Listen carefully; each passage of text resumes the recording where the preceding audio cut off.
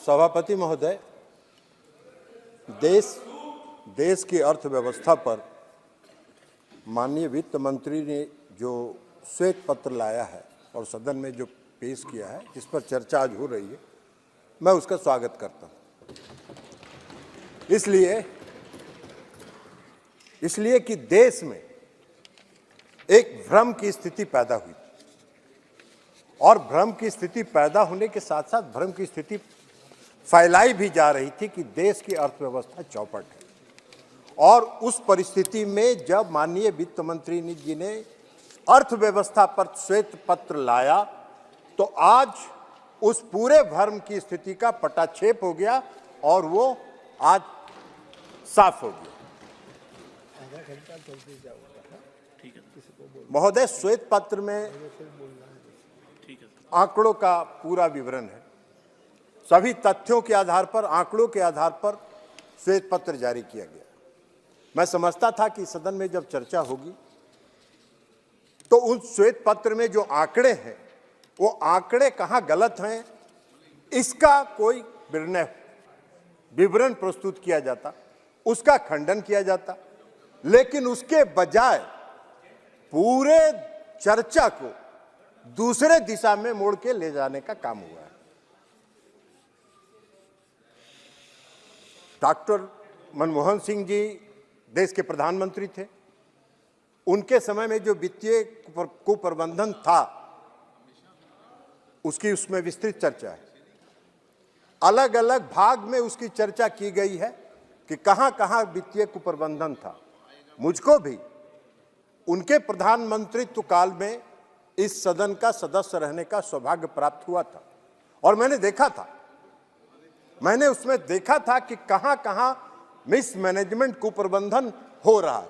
हालांकि मैं डॉक्टर मनमोहन सिंह जी को नहीं कहता, डॉक्टर मनमोहन सिंह जी बहुत साफ आदमी थे, लेकिन उनके इर्द गिर्द जितने लोग थे वो समूचे घोटाला और कुप्रबंधन के जिम्मेवार थे और डॉक्टर मनमोहन सिंह जी मूक दर्शक बेचारे देखते रहते।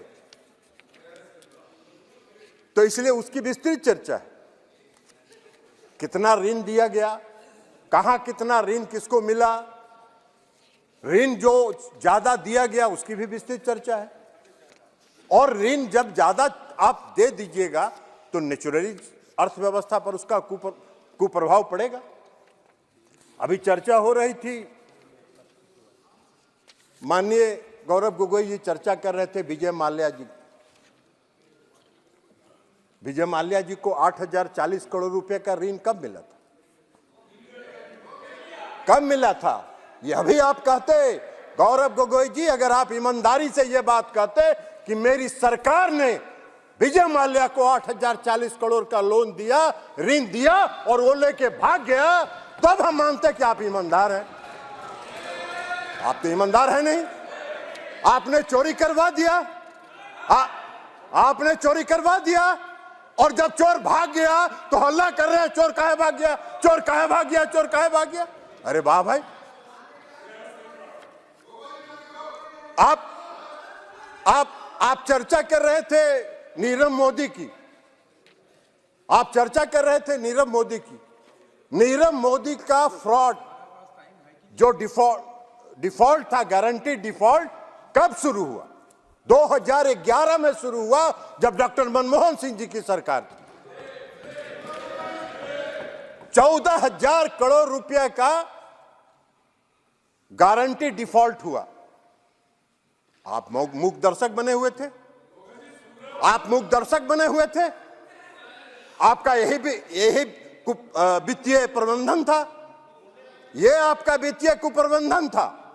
अगर आप ये कहते कि ये हमसे चूक हुई, हमारी सरकार ने ये गलत किया, तो हम मानते कि आप ईमानदार हैं, आप ईमानदार राजनेता हैं। तो आप आज कह रहे हैं कि नीरव मोदी भाग कैसे गया, उसको क्यों नहीं पकड़ के ला रहे हैं? अरे आपने सारा इंतजाम कर दिया, 14,000 करोड़ रुपया जब उसके जिम्मे लगा दिया तो भाग गया।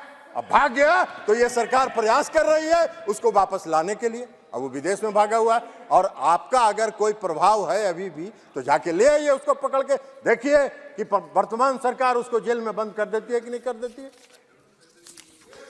आप चर्चा कर रहे थे मेहुल चौकसी की। मेहुल चौकसी नवंबर 2010 से अप्रैल 2014 तक 8,738 करोड़ रुपए का उसने फ्रॉड किया बैंक के साथ। किसकी सरकार थी? आपकी सरकार थी, डॉक्टर मनमोहन सिंह जी की सरकार थी। और यही तो श्वेत पत्र है। और श्वेत पत्र में है क्या? आपके वित्तीय कुप्रबंधन की चर्चा है श्वेत पत्र में। जो काम आपने किया है उसी को दर्शाया गया, उसी का आईना है इस श्वेत पत्र में। और आपको खराब लग रहा है? मनीष तिवारी जी बोल रहे थे, उन्होंने चर्चा शुरू की, उन्होंने कहा राइट टू एजुकेशन एक्ट हमारी सरकार ने शुरू किया। अरे इस देश में सर्व शिक्षा अभियान किसने शुरू किया था? इस देश में सर्व शिक्षा अभियान 2004 में 9वीं पंचवर्षीय योजना में आदरणीय अटल बिहारी वाजपेयी जी ने शुरू किया था। और उस समय राज्य और केंद्र की हिस्सेदारी 85% केंद्र की थी और 15% राज्य की हिस्सेदारी थी। आप वह 10वीं पंचवर्षीय योजना में भी लागू रहा, 11वीं पंचवर्षीय योजना में भी लागू रहा, लेकिन 2010 में उसको आपने खत्म कर दिया और उसको समाप्त कर दिया। और यही नहीं किया आपने। 2004 के बाद जब अटल जी ने शुरू किया था तो केंद्र की हिस्सेदारी थी, और जब आपने उसको खत्म किया तो सारा उसका लायबिलिटी राज्यों के माथे पर थोप दिया, और जितनी बहाली आपने की थी सब स्टेट्स के माथे पर थोप देने का काम किया। और 2010 में आप एक नया कानून लेके आ गए, राइट टू एजुकेशन। वाह भाई, यही आपका प्रबंधन था, यही आपके जनहित के काम थे, यही आप जनहित के काम कर रहे थे। यह कौन सा तर्क हुआ?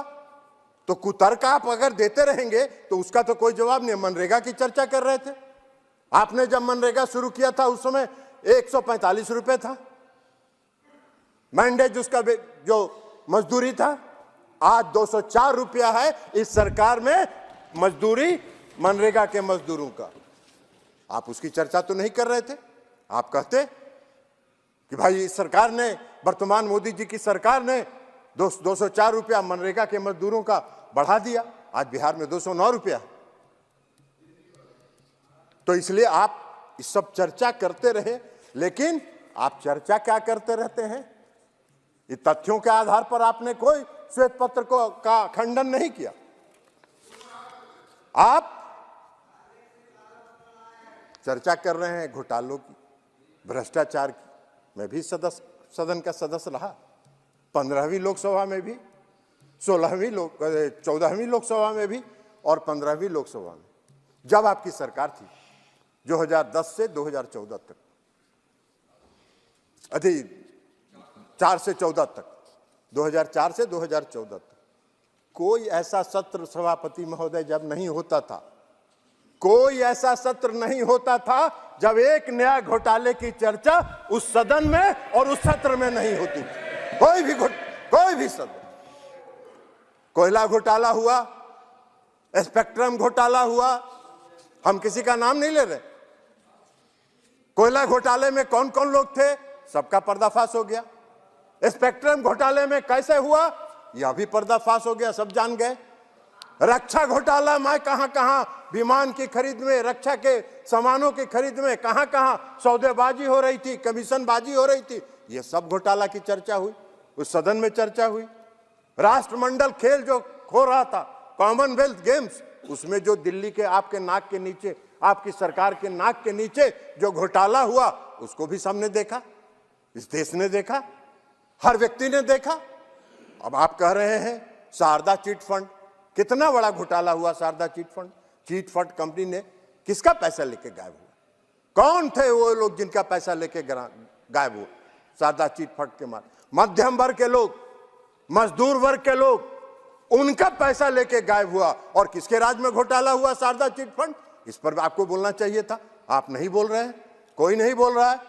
तथ्यों के आधार पर आपको बोलना चाहिए, वह भी आप नहीं बोल रहे। कौन सा चर्चा करना चाहते हैं? और लेकिन हाँ, एक बात तो जरूर आपको कहना चाहिए था, आपको यह बात ईमानदारी से कहना चाहिए था, आप भी सदन के सदस्य हैं, कि 10 वर्षों में 2014 से 2019 तक मैं इस सदन का सदस्य नहीं था, लेकिन 2019 से हूं, आज तक कोई घोटाले की बात तो आप नहीं कर पाए। आज तक कोई घोटाले की चर्चा तो आप नहीं कर पाए। आप कोई घोटाला नहीं बहुत होता है तो घूम फिर के एक ही आदमी का नाम उजागर करते रहते हैं। अरे भाई, उनसे आपका कुछ व्यक्तिगत है मामला तो जाके बाहर में मिलजुल के सलट लीजिए, बात खत्म हो जाएगा, सलट लीजिएगा। आप यह क्यों संदेश उसको देना चाहते हैं कि मेरे पास आओ, मेरे पास आओ? तो इसलिए यह बात तो नहीं हुआ, आज तक कोई घोटाले की चर्चा नहीं हुई। आप स्याह पत्र लेके आए, हमने अखबारों में देखा। आज आप भी अभी भाषण दे रहे थे, सभी भाषण दे रहे थे, स्याह पत्र की आप चर्चा कर रहे थे। अगर श्वेत पत्र में आंकड़े गलत हैं, जो मैंने पहले भी कहा, तो उन आंकड़ों का खंडन करना चाहिए। उन आंकड़ों को, चूंकि उसमें तो तुलनात्मक है, 2004 से 2014, 2014 से 2024 दोनों तुलना टेबल बना के दिया हुआ है। तो टेबल को आप कॉन्ट्राडिक्ट करते, एक एक आंकड़े को आप कॉन्ट्राडिक्ट कर सकते थे, जो आप नहीं कर पा रहे हैं। लेकिन आप कर क्या रहे हैं? फिर वहीं घूम फिर के आ जा रहे हैं। कोई घूम फिर के आ जा रहे हैं सीबीआई और ईडी पर। अरे भाई, सीबीआई ईडी पर बाहर जितना बोलता है बोलिए, लेकिन आप एक बात बताइए, मैं भी 2 साल 2021 1.5 साल तक एनडीए से अलग रहा, और एनडीए से जब मैं अलग रहा तो कहां कोई मेरे यहां सीबीआई ईडी पहुंची? मेरे यहां तो कोई सीबीआई ईडी नहीं पहुंची। नीतीश कुमार जी के यहां तो कोई सीबीआई ईडी नहीं पहुंची। नीतीश कुमार जी भी विपक्ष के सूत्रधार थे जब हम अलग थे एनडीए से, तो नीतीश जी के यहां तो कोई नहीं पहुंची, हम लोग के यहां किसी के यहां नहीं पहुंची। लेकिन रोपे पेड़ बबूल का तो आम कहां से होए? अगर करिएगा भ्रष्टाचार तो फल तो मिलेगा ही उसका, कांटा तो गड़ेगा ही, मीठा आम कहां से मिलेगा? तो ये तथ्य है। तो इस तथ्यों के बजाय आप कह रहे हैं कि ये जो श्वेत पत्र आया है, ये श्वेत पत्र हमारी पूर्ववर्ती सरकार के इमेज को टार्निश करने के लिए लाया जा रहा है। काहे का किसी का इमेज टार्निश करके? जो तथ्य है, जो सही है, जो आंकड़े हैं, वो सदन के सामने और इस देश के सामने रखा गया है। तो इमेज इसमें कहां टार्निश हो रहा है? हाँ, अगर आपने कुकर्म किया है तो स्वाभाविक तौर पर आपको इमेज टार्निश होने का आपको लगेगा भ्रम, आप उसके भ्रम के शिकार हैं। लेकिन अगर आप भ्रम हैं तो उसका क्या किया जाएगा? तो इसलिए अध्यक्ष महोदय, जब भ्रष्टाचार करिएगा तो उसका भुगतना तो उसके लिए आपको पड़ेगा, और वो अगर भुगत रहे हैं तो उसके लिए श्वेत पत्र पर बोलने के बजाय आप राजनीतिक विलाप नहीं करिए, और उन तथ्यों के आधार पर अगर कोई आंकड़े हैं तो उन आंकड़ों को रखिए। और यही बात हम कहते हुए फिर से माननीय वित्त मंत्री जी को बधाई देते हुए श्वेत पत्र लाने के लिए और देश की अर्थव्यवस्था के संदर्भ में पूरे देश को अर्थव्यवस्था से अवगत कराने के लिए मैं उनको बधाई देता हूं, और बधाई के साथ मैं अपनी बात समाप्त करता हूं।